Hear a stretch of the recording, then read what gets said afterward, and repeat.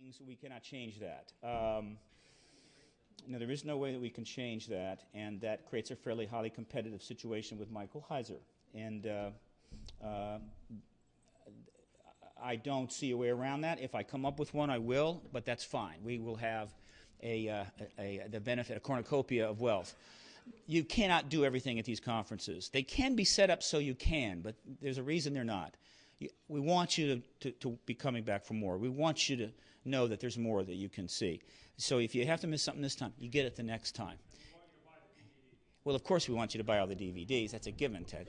By the way, we do have some staff now that are going to be working the extremely large tables out there for the tapes. All of the X-Conference tapes, a percentage goes to PRG, and you're helping us out with that, whether it's last year's or this year's. But Ted has, of course, several 100,000 other titles and puts in an unbelievable amount of work to create those titles, and he's paid basically nothing. He doesn't get anything to do it. But he is building the largest library. Maybe one other is larger, Tim Crawford's. And so when disclosure comes, Ted is going to be driving around a Maserati, okay? And hopefully will be taking care of me. We'll all be partying. So that's the last announcement, taking up a little bit of time. So we'll launch. This has put us slightly behind during the day, but nothing serious. And remember, we've got 2 one-hour breaks in here, so it's not a problem. Oh, one other thing. We still have tickets to Jaime Maussan. And if you're not signed up for Jaime Maussan, you are making a grave mistake, all right? You have to be here for this. Jaime Maussan is presenting now on a basis of 4 to 5 times a week all over the country of Mexico with audiences between 1,000 and 2,000 people. There is nothing comparable to that here, nothing at all comparable. Now, it helps that extraterrestrials have been traveling around over the skies of Mexico in vast numbers for almost 15 years. And if that were to happen here, would be amusing to say the least, and it would probably end the truth embargo. But it's happening there, and one can speculate why that is. But Jaime did something that nobody else in this country has dared to do, though at any one moment they could do it. Ted Koppel would be nice. I'll try to make this suggestion to him, or maybe to Peter Jennings. He's in an awkward situation now. Maybe he needs to think about the future and the legacy. Jaime, in 91, changed his life. I mean, he totally changed his life in an utterly radical way. And all he did was what Frances Barwood did when she was at the council in Arizona in 97. There were people seeing things all over the skies of Mexico. They didn't look like anything anybody had seen before. They clearly were not balloons. They took a few films. Jaime was doing 60 Minutes down there. He took some of them, did a little show, and he was, by the way, a very distinguished, high-profile guy. He's Mike Wallace down there, right? Very popular. And so he went on the show, and he did something really radical. He said, there's something in the skies up there. It looks really interesting. I know that most of you have video cameras now, but would you please go out and take your video cameras and frequently check the skies, and if you see something, night or day, would you film it and send it to me? 14 years later, 25,000 videos, of which he was able to triage out approximately 22,000, okay? Think about that, folks. Triaging 22,000 videos, eliminating the ones that were just, well, a number of them down there were as educated and refined as Jill Tarter, who is currently with the chief scientist at SETI, and they mistook the moon for a UFO too, and so they sent those films a bit. But they were quickly understood and triaged out, though I'm going to ask Jaime eventually to send all of those to Jill for her collection so she can have those. Know that she's not alone in that problem that she and her husband have, which is mistaking the moon for a UFO. But there's about 3,200 that are pretty powerful. 3,200. What would happen if Geraldo Rivera, let's go up higher than that, Bill Riley, all right, or Ted Koppel, or any number of other pretty high-profile people. Shepard Smith comes to mind. He's had me on 3 times. Great guy. Love Shepard Smith. Okay? Simply goes on the national news and says, look, we're seeing some sightings out there. There's probably 200 video cams. They get better all the time. You can now zoom in and see the craters of Mars with the Sony whatever, cam. And so it's like, why don't you all just carry those around with you and take some shots? You know what would happen? within about a year, we'd probably have 10,000 videos in the hands of that news operation. It's interesting. No one's ever made that request here, because if they did, they know what would happen. All right? But Jaime did. And Jaime has presented a number of times, but I asked him to come here. This will be the longest presentation he's ever given. It's the first time he's ever given a compilation presentation of everything since '91, okay? You want to be here for this. All right, now, we come to the meat of the heart of the Exopolitical Convention. We have the number of speakers today, and they're deliberately chosen because, well, they're all important, but there are certain, how would you say, key connections between the speakers today and this issue. The first one here is not by accident by either, all right? Richard Dolan will be the Will Durant of exopolitics, the man who chronicles in a historical way, okay? Alfred Weber is not a historian per se. He's a futurist. Michael Salla, a little bit of an historian, but he's more in the futurist area as well. He's really political science. Richard, in his unassuming way, has launched on that mode. Again, in addition to his family, in addition to another business and career that pays the bills, and launched into history. Straightforward, matter of fact, back it up, do the footnotes, just be discriminate. Woo-woo is fine, but not for the history book. We'll leave it out this time. And he wrote UFOs in the National Security State, Volume 1, I think 4773. Now, that book has had enormous impact. It hasn't even begun to have the impact it could. It will sell many, many books once it's finally picked up, I think probably at a very high-end publisher, but it's already sold through several levels, and he's self-selling and all that stuff. So the book's out there, and it's only begun to sell. He's working on the second volume, 2006. Richard left school before he had his PhD. He was moving along, but things were happening. He had his PhD. I'm probably going to have a talk with him, right, and suggest when the first opportunity comes along, maybe go back and get that puppy. Because as things develop, I'd like to have that PhD by his name, 2, 3, 4, 5 years down the line, okay, when he's going to be sitting up there with a whole bunch of academic muckety-mucks, and they're going to be looking at me going, okay, you were right about the thing, but I got a PhD and you don't, so don't get too uppity about that. All right. I know his wife Karen will be happy to support him through those studies. I'm absolutely sure of this. So Will Durant, you know who Will Durant is? He and his wife wrote History of Civilization. Well, other historians have gotten into this except Jacobs. But Jacobs, while he's an historian, associate professor at Temple, he's not writing history. He launched into the study of the abduction phenomena, and he's an expert there. But no historian that I'm aware of has taken it on in that fashion. He's the first. First is great. First is cool. It's also very tough. So he's easily one of the most lucid people. When you ever see him in a documentary, even some bad ones, he's the one that's going to sound, oh, that makes sense. That's right. That's reasonable. He's got charisma. He's got photogenic abilities and stuff, which, I used to have, but lost them somewhere. I don't know. Could have been the medication. Whatever. So he's like Jonathan Turley. In fact, he's got almost exactly the capabilities of being on screen as Jonathan Turley, who is a guy that got into this issue once, and I tried to get him in further, but he said, I did my time. That's it.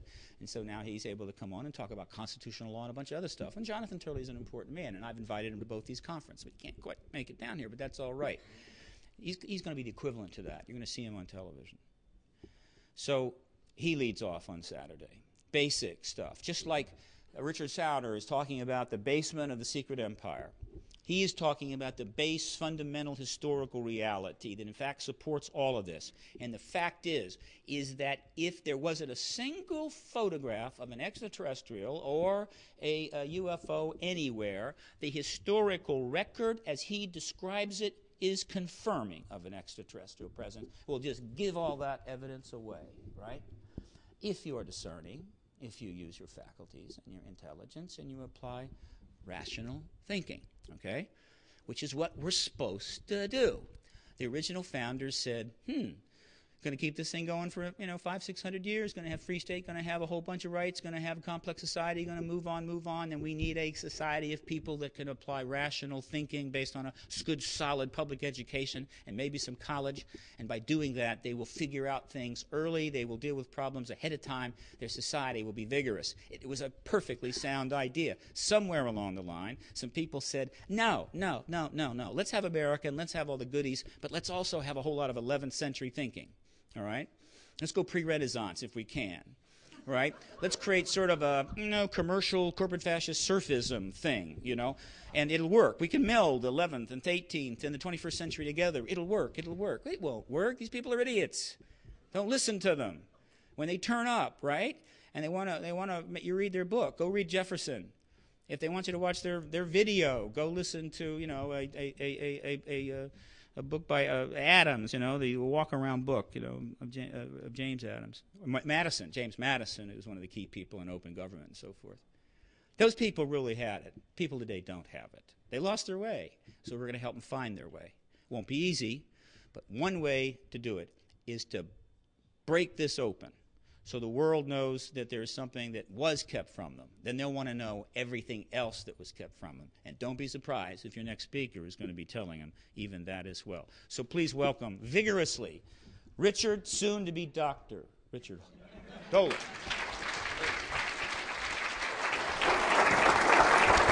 Hello. Thank you very much, Stephen. That was very, very nice. Hi, everyone. I'm so glad to be here. We have a darkness descending over our world, don't we? Do you remember about 20 years ago that phrase, 1,000 points of light? Isn't that right? Shining points of light? That's what we are.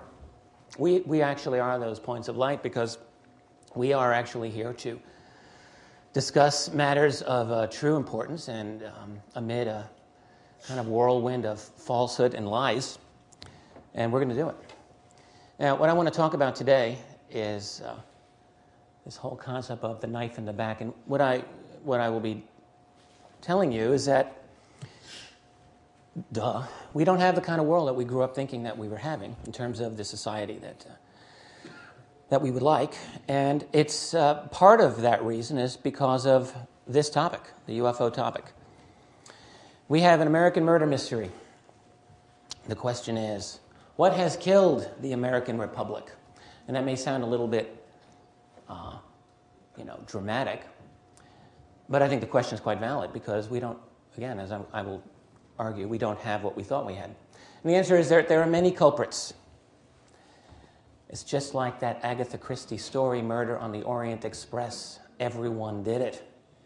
But one of those is this, UFO secrecy. And what I want to do is to put, to the best extent that we're able to, I mean, we're all in the process of figuring this out, to find the place of UFO secrecy amid all these other difficulties. I mean, there are some brilliant people out there today who are well aware of the problems that are going on, and they're writing about this in article and book form. But they're not getting the UFO part. They're not getting it. And so what we want to do is to get that and incorporate it into the big picture. This is what I grew up with, America version 1.0, what we thought we'd have anyway. Great images I found here. The one on the left, on your left, a 19th century painting of progress and civilizing the West, getting rid of those, inconvenient inhabitants in the process. And then the one on the right is Captain America with Bucky, his young friend, helping out, fighting Hitler. And I think, World War II is really how America, to this day, we choose to define ourselves, at least publicly. We are the defender of freedom, we say, an open society, right? And America as the path of progress. And this rhetoric is all around us to this day. Not that half or even a quarter of the people actually believe this anymore, because I don't think they do. But we sort of go through the motions and tell ourselves, yeah, we're the free society, we're great. Everyone else wants to be like us. But of course, reality is something a little bit different. I mean, all societies tell themselves wonderful things about themselves, right? and America is no different. There are wonderful things about America. I love American history. I've studied it my whole life, and will continue to do so, but we have to look with a realistic approach as well. And what we've had, even since before World War II, but let's just take World War II as a good, place to start this whole thing. We've gone through some changes here. And what has happened over the last 60 or so years? We've had the growth of a military and intelligence community, including the secret importation of Nazis, not so secret now. In other words, it's known. You can go to any library and read about paperclip, and the information is publicly available, which means in practice that nobody knows it because no one reads this stuff. But what we did during World War II is we swallowed that big poison and brought these guys into our society. We all know about that. We've had the growth of federal power in our domestic politics, and simply, we've developed a system in which we've got organized, legalized bribery, which is how we run things. And by the way, I don't speak as a member of either of the legal political parties, Democrat or Republican. I didn't vote for Skull or Bones in the last election. So I don't want you to think that I'm going at this. I'm glad someone like that. I'm not, anything that I say, if it's deemed as political, I don't belong to either party and never will. But what we have is this federal behemoth. You can call it a military state, you can call it a nanny state. Either way, it's a situation in which we want the state to do all these things for us. But you have to remember, here's the problem with the argument of liberals and so-called conservatives. You have the so-called liberals who say, well, we have to have the government to help out the unfortunate, and the conservatives say, oh, that's a waste of money. And you have the conservatives that say, well, we have to have government, we have to spend our money on this military to defend freedom, and the liberals don't like that.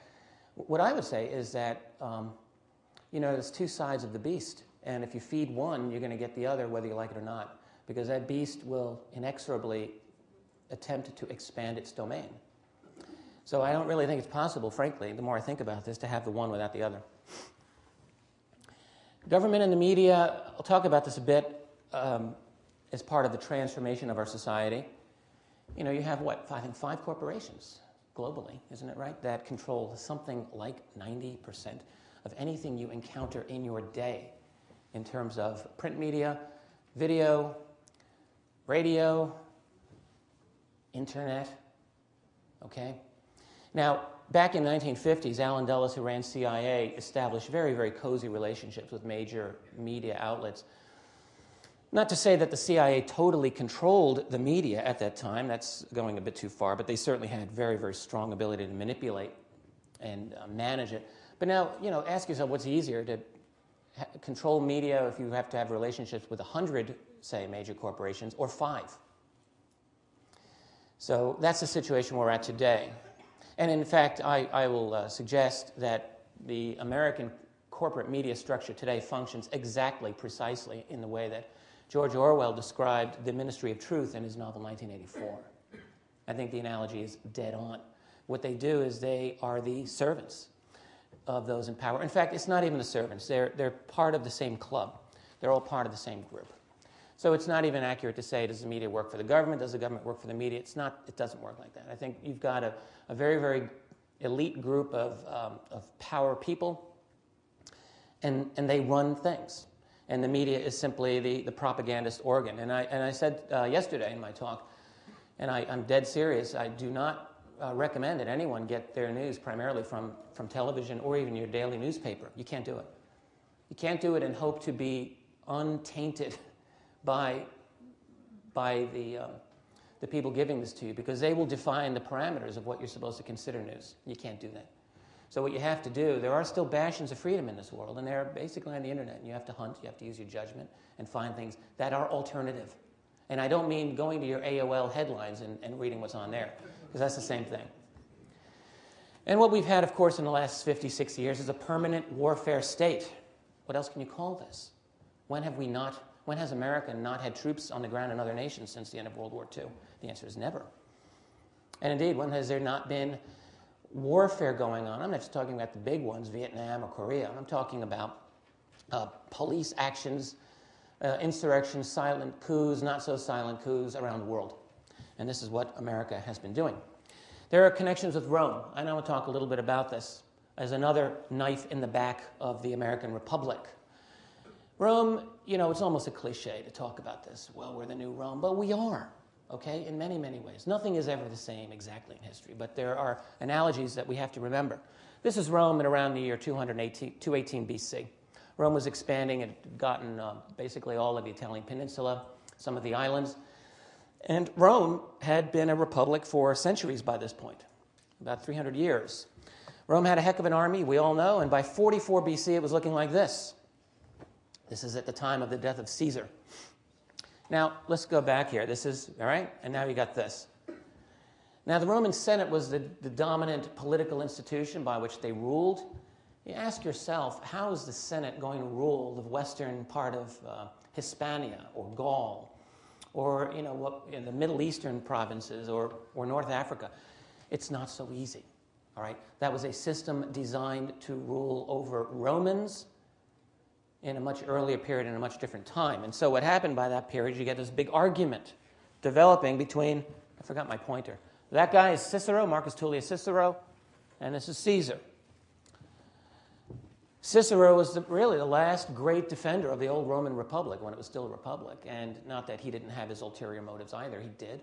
But Cicero really said, look, the Senate's corrupt, I know that, but it's the only bastion of freedom that we have in this society, and we've got to maintain it. And a laser pointer. Thank you, sir. Very nice of you. There is Cicero. But we should read Cicero, by the way. He's very instructive, worth reading today. I've been, in the last year, some voice in my head said, read Cicero. I'm not, basically, and I've read his selected works. And here's Caesar, a man of equal intellectual stature at the least. Caesar was a genius as well. But Caesar had a different attitude, and he said, no. The Republic is hopelessly corrupt, incapable of rule. We need a different way. Cicero died, then Caesar died, but the Republic was dead as well. And that's what happened. Fast forward to today, okay? This is one way to look at America. It is not the only way to look at America. This is a map of American military bases worldwide, basically today, as far as we can tell. And I say as far as we can tell because we don't actually have full information on this.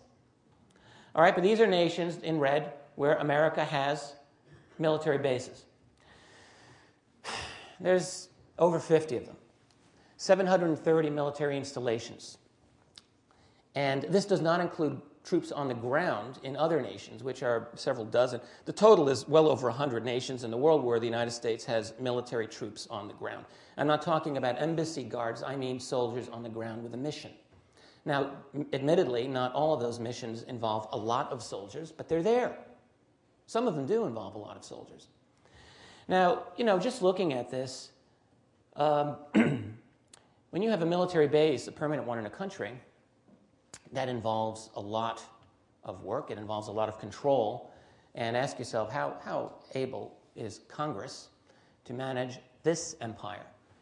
And frankly, there could probably be better maps than this in terms of wealth and ownership, but I'm working on it. It's not easy to put these together. This is an excellent one, though, just on the military side of it. And yes, let me just emphasize again, we don't know where some of these other permanent bases are because this information is actually classified. So that some of it is classified. So we actually do not have a full idea. And that's worth thinking about for a moment, isn't it? Now, this is a quote by Machiavelli. I'm very fond of this quote. It's in my book. I've mentioned it from time to time at other conferences. I'm not going to quote the whole thing, but I will paraphrase what Machiavelli said. This is a statement, I think, of true genius. Machiavelli, writing Discourses on Livia 500 years ago, really understood a lot of things. And he said, look, if you really want to have a revolution from above and you want to make it stick so that people accept it, what you have to do is maintain the old forms of power. You have to, the structure, the semblance of the old forms of power, because that's all people notice. You could have utter, profound changes going on at the deepest levels of your society, and if you keep the old facade, the way that it always has been, you'll be fine. Because that's what people know. Now, I have been thinking about this, and I have my own little corollary, I think, to Machiavelli, if I may be so bold. And what I would say is this, that at a certain point, changes are so profound and so dramatic that it does become impossible to maintain those old structures, the externals. That just like the market has its own corrections to, economic realities, so too our political system, the facade, has its own corrections to the deep changes that go on. Because in America's case, those externals are, President, Supreme Court, Congress, this type of thing. We have a president today, we had a president 200 years ago. Nothing's changed, great. Congress. Well, indeed, we are in a completely different world. And every now and then things have to happen to bring the new reality in line. This was one event. That assassination was one event. There's no question in my mind anymore. This was another. And without getting into the details of what I think happened that day, I still don't have all the facts, none of us do, but I will tell you I don't believe the official story a whit. There are problems galore. But the thing about 9/11 is the aftermath. And the aftermath of 9/11 has brought an unveiling of a new era. And I think anywhere you go in this country, you find people, and they know something is dreadfully wrong with this society now. They know it. And they can't all put their finger on it. Well, I will tell you what is wrong. And the thing is that we're driving this car, or we thought we're driving this car, but someone else is controlling the steering. Okay, and that's what it is. We've lost control over our government. That's what it is. And what has happened is we've developed secrecy as a way of life in this society. And it evolved over the last few generations. This is a very, very, very bare bones, mind control experiments. We had in the 40s, 50s, 60s, beyond, and to this day, there's no question about this, but we know for a fact that horrific, grisly experiments on the human mind were done on behalf of CIA and other agencies, Navy. All right, the worst of them were done off American soil for deniability. And I'm talking about like terminal experiments and irreversible scrambling of people's brains, sensory deprivation. I mean, horrific things. How do we know about mind control experiments, by the way? I'll tell you. A roll of the dice.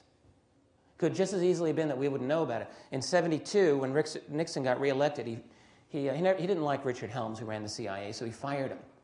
He said, you have a month to clear out your desk. And Helms knew everything at the CIA.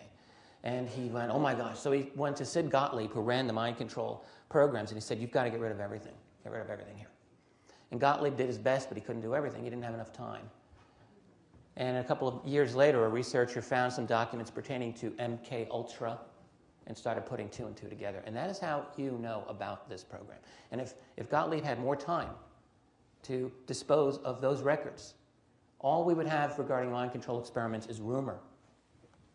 Bacteriological weapon testing in American cities, again, during the 50s and 60s in particular, conveniently in American ghettos primarily. People died as a result of those tests. We know it happened. And by that meaning, essentially no one knows it happened, but you can know it happened because you can find books on it by academics. The plutonium testing, right? Where I live in Rochester, New York, they did quite a bit of this in the 40s. The wonderful Tuskegee experiments where black men were allowed to live with syphilis their entire lives because it was interesting to observe. And then we have, and by the way, all of those things, I mean, we learn about through the efforts of a few dedicated investigators who just as easily could have not gotten this information. We've had, even on a broader scale, though, institutional secrecy. In 1952, the National Security Agency was founded, okay, the NSA. And it's important to emphasize that the NSA was the most powerful, as far as we know, intelligence agency in the U.S. government system, and it was totally unknown for over a decade. No one knew, not even Congress members, most members of Congress had no idea that this thing existed. And it was bigger than the CIA. It was a black arm of government that was bigger than anything else and totally unacknowledged. You think about that, all right? Same with the NRO, the National Reconnaissance Office, founded around 1960, which was a felony to mention the existence of that organization until the 90s. In Congress, you could not mention it. 30 years. Unbelievable. The NRO is formally charged with monitoring our spy satellites, right? Well, there's certainly very significant UFO connections with the NRO, et cetera, et cetera, et cetera, et cetera, et cetera. Now you ask today, well, are there any other secret organizations today? Or are you going to pull a CIA and say something like, well, we did that in the past, but now we don't do that anymore, which is what people say. Well, no, of course not. That's ridiculous. I spoke with a military attaché who lives in this area, good guy. And, he tells me the scuttlebutt. He has a friend who's a senior congressional aide who did some budget research and analysis and came to the conclusion, after crunching numbers, this is years ago, that there had to be an enormous, what he called, black arm of government. So, secret that it didn't supposedly exist, that involved a tremendous amount of money. And this aide apparently came to the conclusion, according to my friend, that arm of government was related to the topic of UFOs. Why would that shock anyone? Now we come to the I know Steve hates the phrase UFO, but I'm using it. Sorry, forgive me. We come to UFOs now. And let's segue and slide this into the mix. Here's a few things we know. We have to remember what we know. Always distinguish what you know from what you think you know. And in this field, we all think we know certain things, and they may end up being true, in fact. But I still try to tread as cautiously as I can. And that doesn't mean that I deny certain, very bizarre stories. In fact, I know some of these are probably true, but we have to remember what we know. Always distinguishing. Rene Descartes said, "I think, therefore I am." What did he mean by that? That was his way of starting a new philosophy of absolute foundation of knowledge that could not be denied, upon which he tried to build a new edifice of knowledge. And I think we should remember this type of thing. Remember what you know. Remember what you don't exactly know. Okay? What you think you know. What we know is that this phenomenon is real. It's real. No matter who it is, no matter where it's from, it's real. It involves real technology. Real technology that is not supposed to exist. We know that. We know that the secrecy is real. What we also know we need to remind ourselves of is this. There is a lot of money involved in this topic. None of us are getting it, but it is there because it involves the most advanced technology in this world. How can it not involve an enormous amount of money? There are also many potential dangers associated with this topic. There is, of course, the oft-discussed possibility that they are here to kind of rub us out, develop a hybrid race and replace us, or other major dangers involved. When you start studying this topic, you become aware of some serious crises that this planet is about to embark upon and meet. And so we know about all of this, and the real problem is that there's no public oversight of it. You and I do not have the right. Well, we do have the right, but we don't have the right to look into this. All right? The people are blocked again and again at attaining some level of knowledge, and it is through knowledge that you have control. So let's think about a few questions as we continue along here. Some people really think, why does the secrecy even matter? Who cares? I work. I got to, crack my nut each week, make the money, pay the bills, raise the kids, got to get my TV time in. Why should I care about this? Well, there are many reasons to care. Here's one.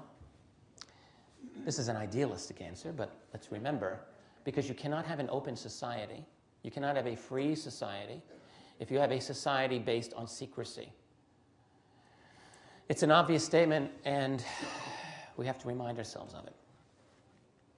What does it mean about your society when something this big has been denied for 6 decades? That's another question to ponder.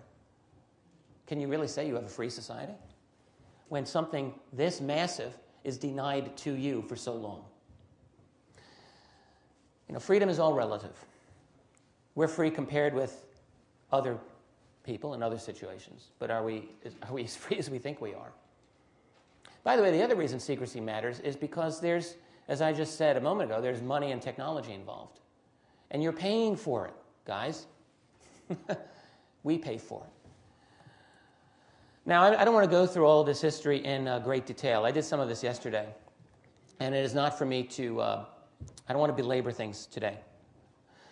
What I want to say in this case is that the secrecy of this topic goes back. I'm not giving an analysis of what I think these were today. What I am going to say is that you try to find out what official conclusions were on these events, and you can't get those conclusions. We're talking 60 years ago. What were these things? In the case of Foo Fighters over in World War II, we know that at least 3 major intelligence agencies looked into it, American and British, probably more. What were their conclusions? Gosh, we don't know. We don't have concluding statements on them.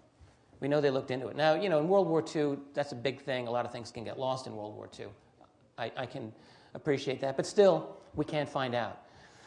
We have Roswell and everything associated with that. Again, my point here with Roswell is that by the end of World War II, we had major secrecy protocols well established within the society. But yet Roswell got out, right? For 3 hours in July of 1947. The world was being told that the U.S. Army had in its possession one of those flying saucers. Of course, we know that Jesse Marcel, an intelligence officer, was fooled by a balloon. He couldn't tell that it was a balloon, right? No, wrong. The problem was that the story got out, and if you are one of these elite people charged with managing this secret, and let's talk in a moment why it would be secret, you have to silence this story. It must be silenced. Even within the 3 hours, I mean, all hell broke loose at Roswell. Phones would go off the hook from around the world. People fascinated by this. And this is what you would not want. I mean, put yourself in the position of Harry Truman or some other big shot who might be responsible for this flying saucer business. I mean, well, assume for the moment that Roswell was what many people think was the acquisition of a non-human technology. And if not Roswell, there were others. There's no question about this in my mind. You'd have a lot of things to worry about. You'd have the Soviets to worry about, certainly. Soviet spies were all throughout the U.S. intelligence and scientific community in 1947. They were trying to get the secret to the bomb, the atomic bomb, which they would get and would detonate one of their own in a couple of years. So you've got that. You've got, to some extent, I think legitimately, a fear of public panic. I don't know if that's the determining factor today. In fact, I don't think it is. But I think in 47 it might have been on the minds of some responsible people thinking, okay, wait, let's think about this, how we're going to tell the public. Let's hold on. But then you've got the other thing, which is I call the lure of power. Because you've got this technology, see, and it's really, really amazing, and you think, wow, I can do a lot of things with this. We can study it. So what would you do if you, Truman, I think, would you keep it secret? I think you just might. You're certainly not willing to share atomic technology with the world. Why would you share this? I don't think so. I think what you would do is you'd keep it so secret you'd have to hide it from yourself, and I think that's what they did. You'd get a team of ultra-reliable, brilliant scientists, and you'd say, let's figure this out, find out what we can do with this, and who are these beings, and so on and on and on. The very logical questions you would ask, I think, is what were done. You could have justifications in your mind for doing this, or maybe not so justified. And the thing is, we don't know, do we? Because we don't have the full story. At least officially we don't. The question is, how long is secrecy justified? That's the question. Is it justified for 60 years? I don't think so. Now, this is a no-brainer. How do we know UFOs are serious? Well, here's a couple of reasons. The documents prove it. The tone of these documents is serious. The content matter is serious. The implications are obvious. And it's worth bearing in mind. For 30 years, from the 1940s up until the late 70s, it was relatively easy for government agencies to say they don't know anything about UFOs because the Freedom of Information Act did not have the teeth to allow researchers to try to yank some of those documents out of the government. In the late 1970s, that changed. And although it is fair to say that there was not a single smoking gun among those FOIA documents that proves the matter once and for all. There's no confirmed FOIA document that's a memo from the president, a confirmed FOIA document that says, what are we going to do about these pesky aliens? But there are a number of documents that are one cut below this. They are freely available in the public domain, and there is no argument over their authenticity, that state astonishing military encounters with objects that are obviously technological and that had no business doing what they did, and acting in provocative ways, confrontational ways, over restricted airspace, and on and on. Now, this is a famous memo. I'm not going to give a big dissertation on the Twining memo, but I want to point out that Nathan Twining in September 1947 wrote about this topic to General Charles Shulgin. And let us just remind ourselves that Twining, who later became chief of staff of the U.S. Air Force, and you can count the stars there. I think he became a 4-star. Said that this phenomenon is real. It's real. It's not visionary. It's not fictitious. And then this memo that he wrote, which was secret for 20 years, in astonishing detail describes this phenomenon as far as the military reports that were coming in, describing incredible maneuverability, evasive when sighted. And then here, this is the one that still gets me every time. Circular or elliptical in shape, flat on bottom and domed on top. 1947. Okay? Now, the thing about the Twining memo that I want to mention is that this document was classified secret. That is, it was not classified top secret. You may think, well, big deal, who cares? Well, this is why it matters, because, when you look at these documents, it's like an archaeological dig, and there are different levels of secrecy. If this document is secret, that means he cannot, by definition, be allowed to mention a matter that is top secret. Keep that in mind. Okay? You can't do that. You break protocol. I'll bring you the real important that in a moment. The significance of it. Regarding Roswell, you have skeptics who take the Twining memo and they say, well, he mentioned in the memo, didn't he, that we hadn't recovered any wreckage, right? So that proves Roswell didn't happen. Wrong. It doesn't prove that at all. Because if the recipient of this did not have a need to know, he couldn't mention it. You just can't do that. And besides, the classification of the document is only secret. And I mention this because the topic of flying saucers, we know for a fact, was considered top secret. This is a memo from January 1949 from Strategic Air Command to the FBI. How much more obvious do you need it to be stated? This matter is considered top secret by intelligence officers of both the Army and the Air Force. So, and yet of all the Freedom of Information Act requests and documents that have come down, only the tiniest handful of documents were top secret, and most of them are heavily blacked out. So the vast majority are either secret or even lower, restricted, confidential, and so forth, that are certainly important to have. But the point of an archaeological dig is that they're not the deepest layers. Now, if you speak to Dr. Bob Wood and Ryan Wood, they have gotten a large cache of documents that look like the real McCoy, and I believe a number of these are.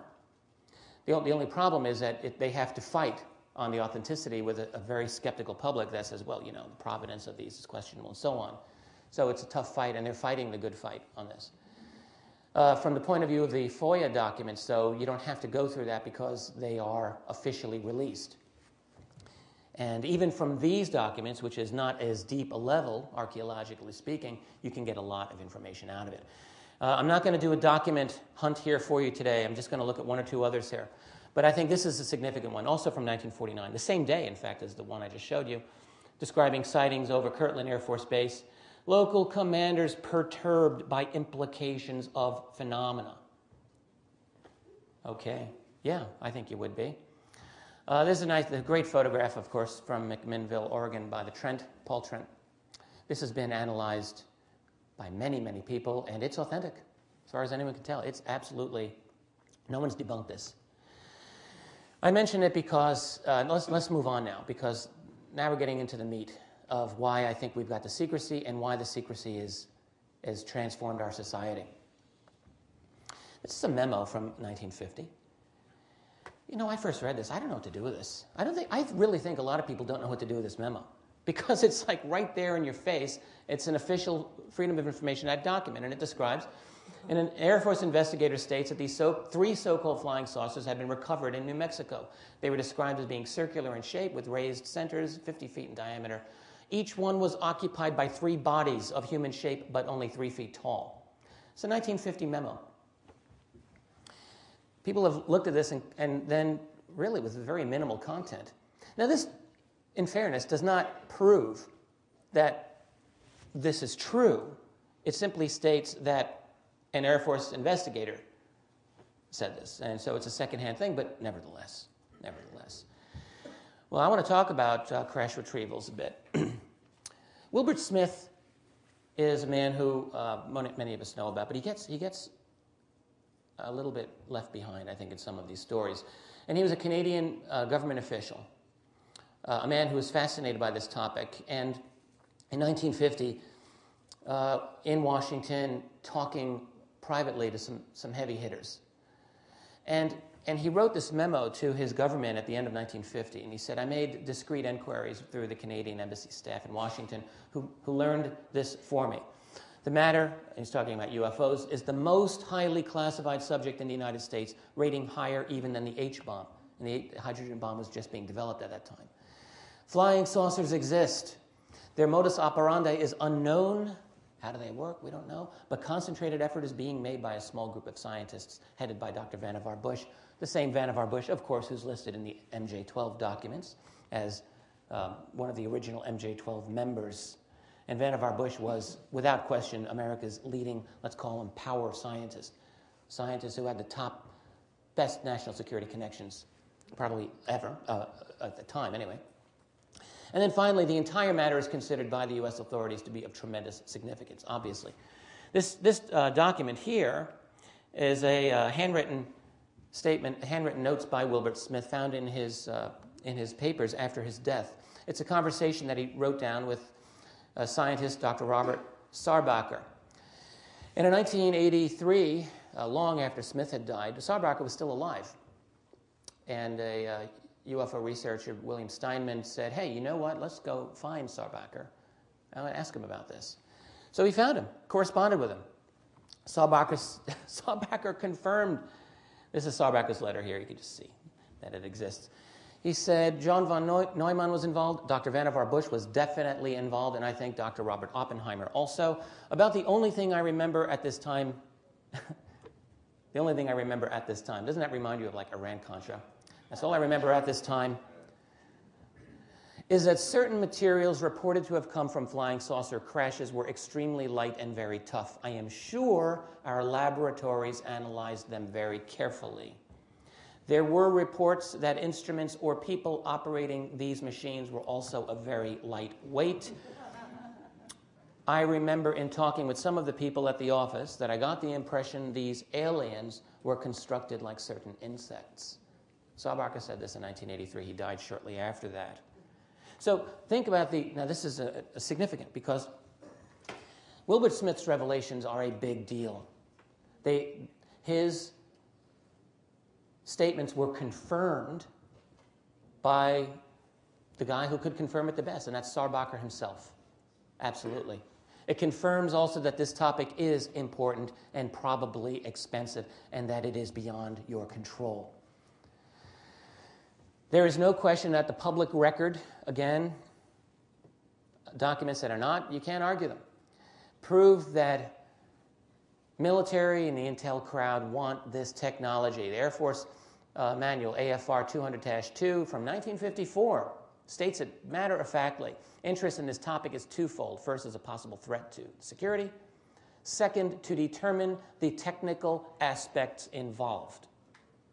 And that manual also stated that the Air Force should only release information on objects that were positively identified as a familiar object. In 1954, they don't want you to know about it, in other words. We have a fairly well-known memo from 1959. UFOs are serious business. This was sent from the Air Force Inspector General to the base commanders in 1959 and mentions that technical and defense considerations continue to exist in this area. We have statements from a few very important people that they take this topic seriously. Allen Dulles, who ran CIA, as CIA director at the time in 1955, made a statement that said maximum security exists concerning the subject of UFOs. Said this in a letter privately. Why would Allen Dulles say that? Especially in 1955, when you've got the government telling you a totally different thing. I'll mention some of those statements in just a moment. You have Roscoe Hillenkoetter from 1960. After he had already been CIA director, Hillenkoetter ran CIA from 47 to 50. And Hillenkoetter, here's something that, where are the naval historians and CIA historians here? Why did Hillenkoetter join NICAP, the leading civilian UFO anti-secrecy organization in the world in the 1950s, and was a board member right up until 1962? He says, behind the scenes, high-ranking Air Force officers are soberly concerned about UFOs. And Hillenkoetter, by the way, was, well, actually, I'm getting ahead of myself. Just hang on. Bodies and technology. We all know who Edgar Mitchell is. Edgar Mitchell, for the last couple of years, has been very public about a certain statement. He said this last year. This is him a year ago in New Mexico. He said, I have two sources, elite level. He won't say who they are. That's his prerogative, we understand. Who have confirmed to me the existence of deep black programs charged with analyzing alien technology and bodies. You think about this, all right? You're Apollo 14. Who will not want to talk to Edgar Mitchell? If he wants to talk to someone, they're going to talk to him, I would think. It's about as prominent as you get. So his friends are very, very elite, and this is what they said to him, and he's willing to say this publicly. That, to me, is astonishing. That's like if Neil Armstrong were to say it, because it's the same thing. All right? Whatever your position on the moon landing, by the way, that's irrelevant. His public position is such that to make this statement is a big, big deal. Where is the media? There was one article on his statement about a year ago that just absolutely trivialized the whole thing. And then that was it, just buried it. Well, I think the statement deserves a little bit more attention than that. And what Dr. Mitchell says accords fully with the research of Leonard Stringfield, the UFO researcher who in the late 1970s collected stories, reports, accounts from dozens of people, about 30 or so first-hand accounts and about 30 or more second-hand accounts because the original person either was dead or was afraid to meet with him personally, went through an intermediary, who told him various accounts of either the retrieval of alien technology or the storage of alien bodies, typically in Wright-Patterson Air Force Base at the Blue Room in Hangar 18. Stringfield was himself a World War II veteran and a very low-key, meticulous man who I think was able to get these stories, frankly, because the people who went to him trusted him. And toward the later part of his life was really preoccupied with relaying these accounts in a safe way for the witnesses, but in a manner so as to get this information out. And there is a lot of it. So this is what it looks like. It looks like alien bodies and technology are being studied in great secrecy. That's what it looks like. And again, to many of you who are sitting here, that's like, well, tell me something I don't know. Okay, fair enough. But we all have to remember in this field that we are like those shining points of light. Well, there's a lot of darkness around us. And there are many people in this world who are not aware of this stuff, or they think it's all nonsense. And one of the things that we need to take away from us today is to have the courage, the intellectual courage and the physical courage to not to be afraid, to either first learn the truth and then to speak the truth. That's what we have to do. What does this mean to you, that this is being done? There are political implications, obviously. There's the implication of the fact that this program is so important and you can't control it, you can't know about it. It's gone for over 50 years, and why can't you know about it? Because someone's hoarding it, maybe. There are fiscal implications. There must be, simply because there must be. 15 years ago, journalist Tim Weiner wrote a book called The Black Budget, back around 1990. And it was a good book. He estimated back then that the black budget, that is the unofficial amount of money being spent, secret, unacknowledged, was about $30 billion. Even then, that was almost certainly low. And today, it's probably not even close as to what the black budget actually is. There are technological implications. Look, we're burning away these fossil fuels, doing some obvious, we all know this, horrible things to this planet. How long are we going to be able to do this? You know, we didn't evolve in the concrete jungle in which we live. We evolved in a real jungle, which we've essentially, in many places, obliterated. And we're doing all these other things. I don't know what it's going to be that's going to send us into a cascade ecosystem failure. But I do know that we are at the top of that food chain, and we have this globe relies on a very delicate interlocking of a lot of factors that we're still not smart enough to control. And so that something really bad can happen. And one of these is being caused, of course, we all know this, by the continual combustion of fossil fuels. Well, with the UFO phenomenon, sure looks like they got some other way of moving around, and it doesn't rely on 100-octane gasoline. We need to know about it. And yet, throughout all of these years, we have a party line, and this is the party line. And it has not wavered in 50-plus years.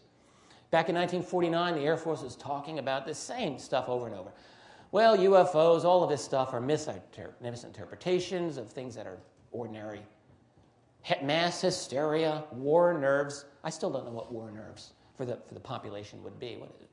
Hoaxers, right? And psychopathological persons. And then on and on. You get the statements through the years. Eisenhower made such a statement in 1954. Basically working off what the Air Force had said a few months earlier, no flying saucers except in the imagination of those who see them. Edward Condon, who ran the Colorado Project, to this day, as a result of Condon, of course, and the conclusions of the Colorado Project in the 1960s, the Air Force says, well, you know, we don't do UFOs anymore. We're done. We're out. And so if you inquire, you will still get the standard form letter. From 1949, we investigated, and all in very, bureaucratic language. The conclusions of the project were no UFO reported, investigated, or evaluated by the Air Force was ever an indication or threat to our national security. I just showed you a couple of documents earlier, only a few, that clearly proved the lie to that statement. There are many more. No evidence that these represent technological developments beyond our current knowledge. No evidence that they were extraterrestrial. And since we've ended Blue Book, nothing has occurred that would support a resumption of UFO investigations by the Air Force. All of these statements are lies, every one of them, every one. No UFO reported, investigated was an indication of threat to our national security. Wow. Well, throughout, I don't know how much time I have because we started late. I'm just going to keep going. I have a lot more to talk about. We have, despite the evolution of our society toward a kind of invisible fascism, people still think they live in a free country. And so throughout these times, people have attempted periodically to get information out of this. Phase one was in the 1950s and 60s through NICAP, and that's Donald Kehoe who ran NICAP. His face is scrunched in a little bit, but that's him. And what happened was this. NICAP was founded, and they came out like a bat out of hell and established relationships with members of Congress right away. And Kehoe was tireless, and he kept trying to get congressional hearings on this topic every year. And every year it seemed at the 11th hour something would go wrong, and a congressman would say, well, all right, sorry, not this year, but we're going to do it next year. We're really going to try to gather enough momentum, and we'll make it happen so we can have open hearings on UFOs. We'll do it. And it didn't happen. And in fact, I mentioned Roscoe Hillenkoetter a moment ago. Hillenkoetter was a NICAP board member and a friend of Kehoe's. And the thing was this, in 1962, they were planning, this was going to be the moment. We're going to get Hillenkoetter in front of Congress, and he's going to talk publicly about this. You can't get someone more respected than that. He ran the CIA. He's a player. 2 months before this, Hillenkoetter wrote a note to Kehoe saying, look, I think we should get off the backs of the Air Force. They're doing everything they can do. And by the way, I hereby resign my membership as a board member of NICAP. And that was the end of Hillenkoetter. someone got to him. You have the crisis of 1966, however. What happened? Well, whoever's behind this phenomenon doesn't really seem to care what the Air Force says about them or the CIA, so we had a massive wave of sightings in the mid-60s, and this was a big deal because Congress got involved. You had members of Congress saying, my constituents want to know what's happening, and you know what, I'd like to know too. And so the thing that the Air Force and the CIA and other managers dreaded was in danger of happening, which was that the old government, the old republic, Congress, threatened to get involved in this business, okay? And not the national security state, which was managing this. Because what we had going on is basically a war between those two governments, the old government and the new one, the government of the republic and the government of empire. And we have that today, and basically it's the fights, you know. This is like we're in the 13th round and the republic's getting pummeled. But maybe the bell hasn't rung. Anyway, so in 1966, what the Air Force did was brilliant, I think. Rather than lose control of this problem that was spiraling, threatening to spiral out of their control, they regained the initiative, like a chess player who made that great move to regain the initiative in the attack. And what they did was they, on their own, just found the University of Colorado. They selected the University of Colorado. They knew what they were getting. And they said, okay, here's what we'll do. We're going to have this scientific study done. We're going to pay for it, but they're going to do their thing, and whatever Colorado comes to, we're going to abide by that answer. Oh, this, by the way, is Alan Hynek in 1966 discussing the event that became known as Michigan swamp gas, unfortunately for Hynek. That was really the low point of the Air Force's credibility, and Hynek's as well, in fact. But as a result of that, the Air Force got in gear and got this happening. And so what you had was the Condon Committee, Edward Condon, who was obviously hostile to UFOs from the get-go. Well, everyone knew this. In fact, said to one of the members on the committee privately, well, if we actually come to an affirmative conclusion on this, I'm sealing the data into a suitcase and I'm taking it directly to the president. So he actually said that no matter what it was, the public wasn't going to get an affirmative conclusion on this. So what happened as a result was that Blue Book closed. All right? Now, Project Blue Book, we all know was a joke. All right? It was a public relations desk charged with explaining away to the public this. But it's still significant that Blue Book closed because as bad as it was still yours. And it was still your tool to use as a crowbar to kind of pry this open. And that tool was taken away from you in 1969. So that now, you know, in 1960, you didn't have to believe in little green men or little gray men to see if you saw an odd thing in the sky, you would still do your patriotic duty, you thought, and report this to your local Air Force base, and it would go to Blue Book. And you could personally have some closure on the issue. You can't do that now. Now you see something like this, where do you go? You have nowhere to go. So your government is that much less responsive to you as a result of this. And by the way, it's important to mention there was a memo from 1969 by a general which stated the reports of UFOs which could affect national security are made in accordance with JANAP 146, an important document, or Air Force Manual 5511, and are not part of the Blue Book system. All right? A bald statement, a naked statement, basically telling you that Blue Book, didn't have the national security implications anyway.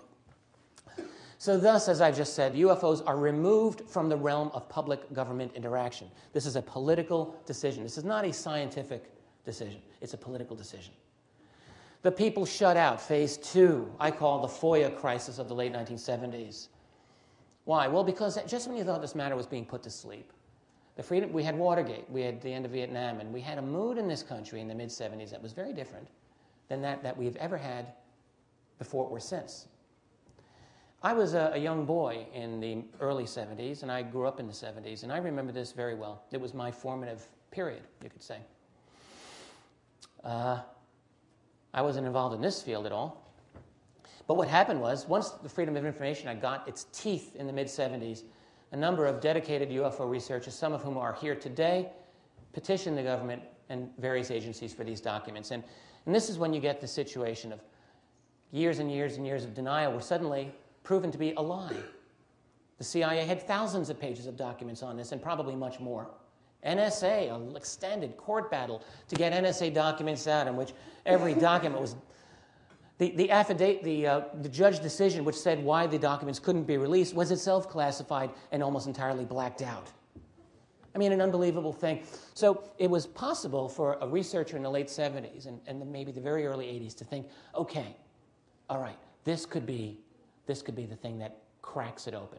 Freedom of Information Act is going to be the tool to bust this whole thing open. And the mood was very distinctive. You go through the old journals and documents, and you can see that researchers, understandably, were excited about this, but it didn't happen. And what happened, actually, is that the Freedom of Information Act had its own ups and downs. I think a significant event was in 1982, an executive order that didn't overturn the FOIA. That's a little bit too dramatic, but weakened it significantly, made it much less user-friendly. Under Carter, the thing about Jimmy Carter was that he intentionally promoted a liberal interpretation of FOIA and told federal agencies, you have to respond quickly, and you can't give people a hard time, and you can't charge them an arm and a leg. You can just do it. All right? I don't want you to give away all the detailed national security secrets, but you have to be reasonable. And that attitude never made it easy. I mean, there was still obfuscation and obstruction, but it was at least more possible then than at other periods to get some of this key information. And indeed, most of the best documents that we've received officially through FOIA were obtained during that period. The act was, in the opinions of some researchers, gutted in '82. Basically, the Democratic presidents, Clinton and Carter, were more FOIA-friendly than the Republican ones. I'm not making a blanket value statement, but it's a fact. The act is at a low point now. It doesn't mean that we can't do archival research. There are excellent archival researchers in the field today, and they are continuing to get information out. So it's not, we're not an end game here. But what I'm saying is that this act has had its ups and downs. And it is true that NORAD, for example, which evidence is now pointing to NORAD as an absolutely key conduit of UFO data. NORAD is exempt from the Freedom of Information Act. They do not have to answer a single FOIA request. People shut out Phase 3. I call it Phase 3. The Roswell crisis of the early 90s. This whole thing was dead, right, after 1947? Well, it wasn't dead. Stanton Friedman, Kevin Randall, and other people started interviewing these Roswell witnesses in the 1980s and started putting a heck of a story together. And by around 1990, the plan was, through the Fund for UFO Research and involved people, to get a video compilation of all the Roswell witnesses and to show this to members of Congress. Wow, that would be something, wouldn't it? Well, yeah, I should have had that up there. Well, what happened? So eventually this gets in front of New Mexico Representative Stephen Schiff, and he says, this is very interesting indeed.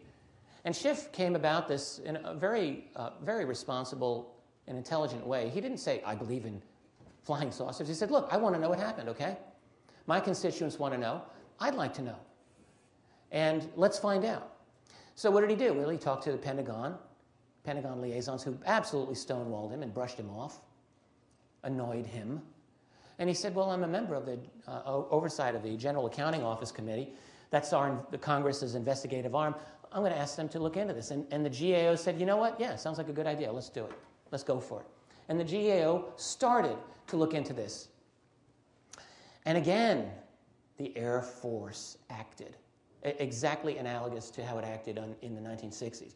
The Air Force, on its own initiative, started to gather its own Roswell story and was able, before the GAO finished their report, to tell you that, well, actually Roswell wasn't just an ordinary weather balloon. It was a classified balloon project known as Mogul, and so on. So they beat the GAO to the punch. That was the key, and they made their point. They won their point. And the GAO, by the way, said when they finally got their report out, well, it was really difficult because all the records we were trying to look at seemed to be gone, and there was no reason why they were gone. They shouldn't have been gone, and there was no explanation given. Roswell Army Airfield, in other words, from the end of 1946 to the early 47, we couldn't get anything. That's what they said. The people shut out again. Senator Goldwater. All right? Barry Goldwater ran for president in 1964.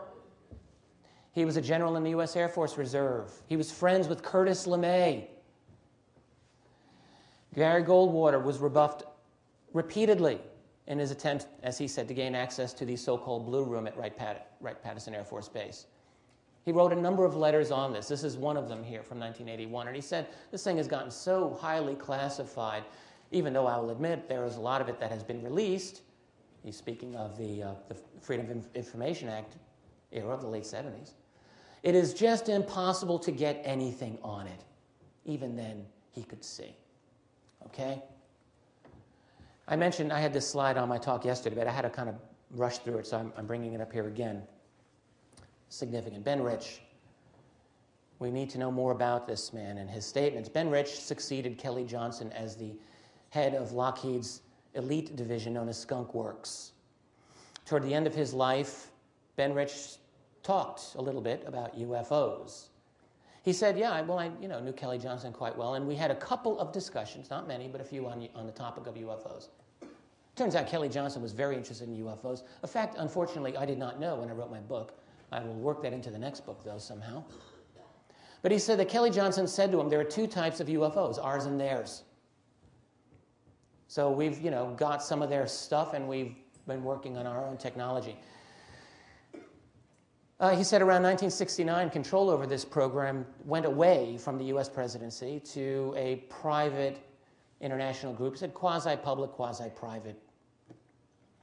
He said that was Johnson's opinion, Kelly Johnson's opinion, that the aliens seemed to be more of a threat than a blessing, and that the public should not be told about it. However, Rich said that toward the end of Kelly Johnson's life, Kelly Johnson believed that the human directors dealing with the subject may be more of a threat to our freedom than the aliens themselves. Yeah. And Kelly Johnson, I bet if you go through the aerospace community and you want to find like the single most classic legend, I bet he would be it. And then in 1993, Ben Rich spoke at the UCLA School of Engineering alumni group, gave a long speech on the history of Skunk Works, and he ended it with this amazing statement. We now have the technology to take E.T. home. That was what he ended it on. End on a high note, as George Costanza used to say. Well, he did, but of course the people in the audience didn't want to leave it at that, so they kind of surrounded him afterward and discussed with him. And one of the people there is an executive who repeated this, and actually it seemed to be verbatim. Rich said, we now know how to travel to the stars, 1993. He said, there is an error in the equations, and we have figured it out, and we now know how to travel to the stars, and it won't take a lifetime to do it. He said, it is time to end all the secrecy on this, as it no longer poses a national security threat, and make the technology available for use in the private sector. And the last, this is a paraphrase, apparently, of what Rich said. There are many in the intelligence community who would like to see this stay in the black and not see the light of day. Yeah. So aliens, sure. But it's also about money. A couple of years ago, I was speaking across the country at another of these conferences, and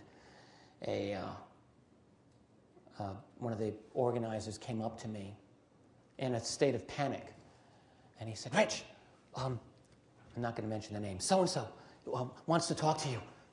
And so-and-so is this scary guy who had a deep black ops history, apparently, and people were afraid of this man. And I didn't know much about him. He came up to me, and I finally met with him. And actually, he offered me inside information about purloined technology from Area 51. In response, in return, I would have to sign a non-disclosure agreement and not reveal any of this stuff. And I said, well, no thanks. Look, the guy wasn't going to tell me anything that I probably don't already know, and to tie my hands like that was just, there's no way I would ever do that.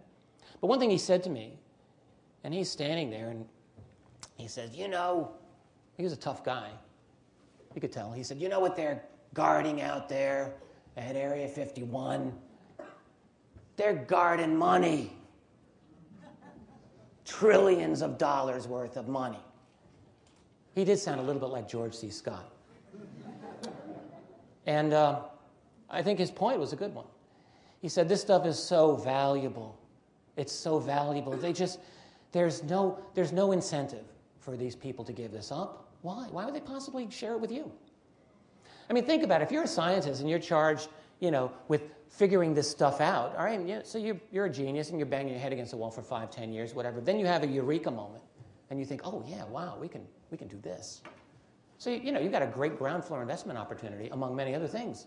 I don't see the incentive for giving this up, especially now if as Rich has indicated and others certainly corroborate, that control over this is really beyond official government power. Can someone tell me how much time I have in this? Is it possible to know? You're just about done now. You could probably get 3 minutes out of it. Okay, well, thanks. Thanks for the heads up. So that's what we've got. Who controls this program? How big is this program? Well, it looks like it's really big. It looks very, very big. How much of your money supports it? I don't know. Lots. I mean, think about this. The U.S. official military budget is $420 billion now? So we have a population of, I think, 280 million people. So just do the math on that. That's $1,500 for every man, woman, and child in this country. You have a family of 4, that's $6,000. Now, I don't know if 6,000 of your dollars are paying. Of course, it's all on credit.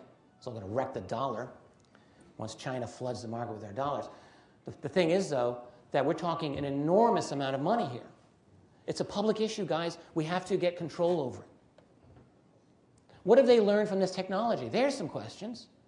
Have they learned what biological information, what genetic information have they learned from studying bodies? Have they learned how to retard the aging process, to end the aging process? Have they learned other things? This, 20, 30 years ago, this would be like total science fantasy, but we all know that it isn't, all right? We all know that it isn't fantasy any longer. Money plus secrecy equals power.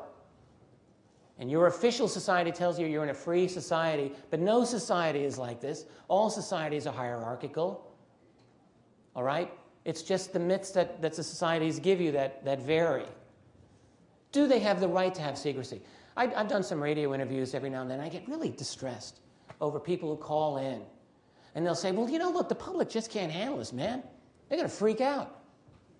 I'm like, what are you, like a little 5-year-old? What is it with you? You have no guts? You're going to be like a little peasant sitting on your ass saying, oh, I'm going to wait. I'll wait for Big Brother to tell me when they think I should know. This is how people are. And I don't... It's distressing to encounter this, but I know that there are people like us who don't believe this. And so it is our job to tell them that, the guys who have control over this, they want the right to keep this secret. Of course they do, and they'll come up with any rationalization possible. Because people have an infinite capacity to rationalize anything they want, depending on who's signing their paycheck. That's what we do. Is this truly a public policy issue in the sense, are they really worried about you jumping out of a building and freaking out? I don't think they care about that. All right? They don't care about that. What they care about is, is this going to rock the boat sufficiently that our situation is going to be threatened? Do you have the right to know? Forget, does the public have the right to know? Do you have the right to know? Yes. Damn right.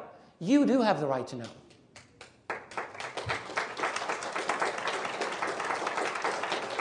Forget these people, my next door neighbor can't handle it. I don't care about your next door neighbor. Do you have the right to know? Can you handle it? You can handle it. It's about citizenship, all right? It's about a lot of things. This topic is so big. It's so immense. But one thing it's about is you and your status as a human being. I'm not talking about your status in the Intergalactic Federation, and I'm not maligning exopolitics. But what I'm saying is that I'm talking about these politics here in this society. You have a right to be an active citizen in a democratic republic that you're supposed to be living in. This is my last slide. Let's wrap it up. How can disclosure occur? I believe disclosure will only result in revolutionary activity. I do not believe any longer that disclosure can be done peacefully. But that's not a reason not to do it, guys. I mean, look, the president says, well, okay, aliens are real. Good night, everyone. Going on vacation. No, you've got, everything opens up now. Everything opens up and everything becomes up for grabs. The whole abduction phenomena becomes serious. All the questions about underground alien bases become legitimate. All the issues about reverse engineered technology are right on the table. And suddenly, as Ricky said to Lucy, you've got a lot of splaining to do. And it will happen. That this society, which has had secrecy, which has subverted our official Republican form of government, all right, all of this is going to come out. If not within the first 5 minutes, not in the first 5 days, it'll come out within 5 years. No way, it can't. And so by that time, no one can predict the outcome of such a spinning out of control of this stuff. But so that's why I argue this is not compatible with our society, that disclosure, as it is structured today. It is compatible with our old government. It is compatible with a democratic Republican form of government. It is not compatible with what we have now, which is a kind of invisible fascism. And invisible because really people can't see it. Thank you. I'm ready to wrap up, but I had this epiphany about a half a year ago. I was at a park with my children, watching them play. It was a beautiful day. They were playing with these other kids, having a great time. And I looked at them and I thought, none of these kids have an idea of the oppressive nature of our society. They're having a wonderful time. I looked at the adults and they seemed happy. They're chatting. And I asked myself a simple question. Can you have fascism if no one sees it? The answer is you can. The answer is you can. Because if you're not given the information, then you're manipulated without knowing it. And that is what we've got today. And that's why I say we have a media that functions precisely as Orwell's Ministry of Truth does. They are so good. And so what we are like these points of light in the darkness. And what we have to do is spread that light. We have no other choice. I don't have all the answers about how we're going to transform society and create utopia, and we could have something really bad down the road. I don't know. But all I know is what we have to do. We have to do everything that we can in our power, maintain a life of integrity, and we have to have the courage to learn the truth, the courage to speak the truth, no matter how talented or not we think we are. If you've got this truth, don't be afraid. Don't be afraid to stand out and be different in your neighborhood and your friends. All right. Thank you.